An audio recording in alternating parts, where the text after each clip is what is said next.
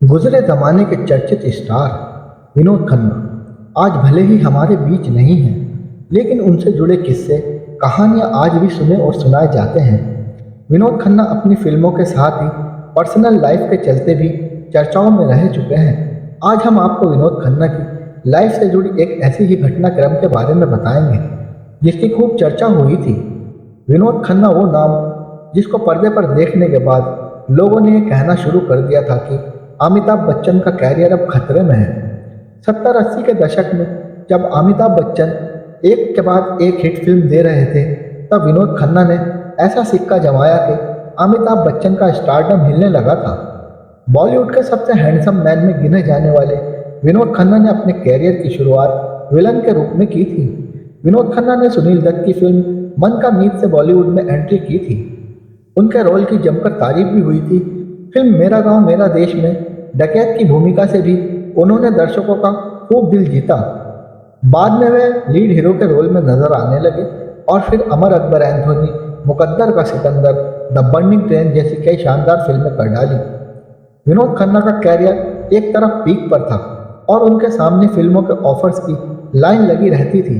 इसी बीच उनके संन्यास लेने की खबरों ने इंडस्ट्रीज और उनके फैंस के बीच खूब भूचाल भी मचाया था। मीडिया रिपोर्टर्स की माने तो अगर विनोद खन्ना आचार्य रजनीश के चक्कर में ना पड़ते तो शायद बॉलीवुड का इतिहास कुछ और ही होता। शायद अमिताभ बच्चन इतनी आसानी से सुपरस्टार नहीं बन पाते और विनोद खन्ना का कैरियर उनके आसपास ही होता।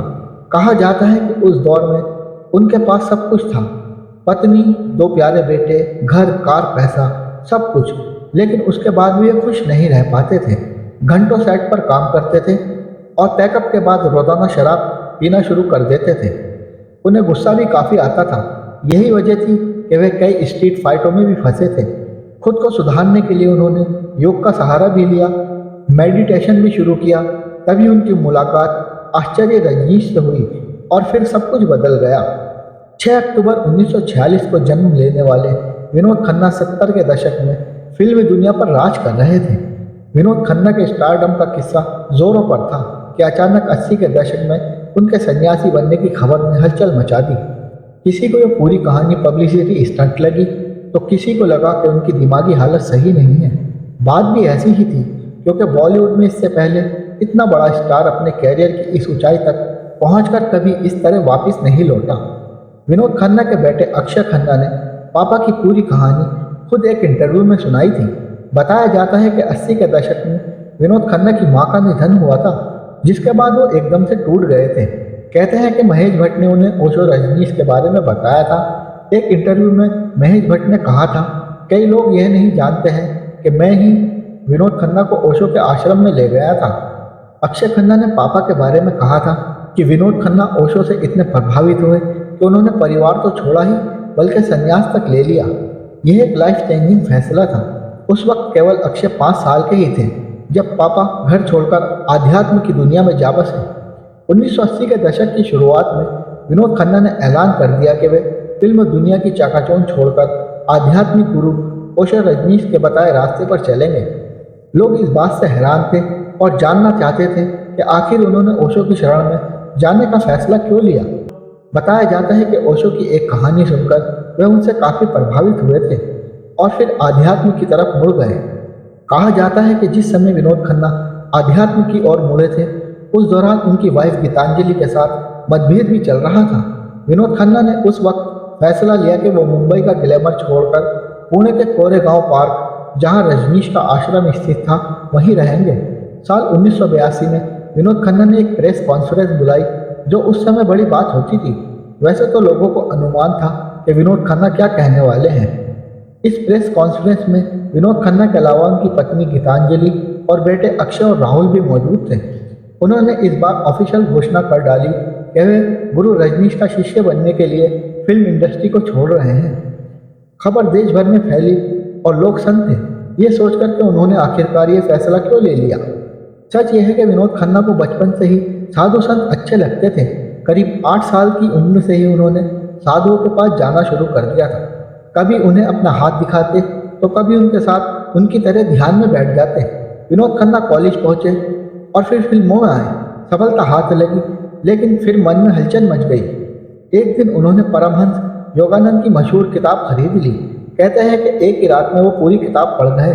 योगानंद जी की फोटो देखकर उन्हें ऐसा लगा कि वे इस आदमी को जानते हैं और यहीं से आध्यात्म की खोज में भटकने लगे।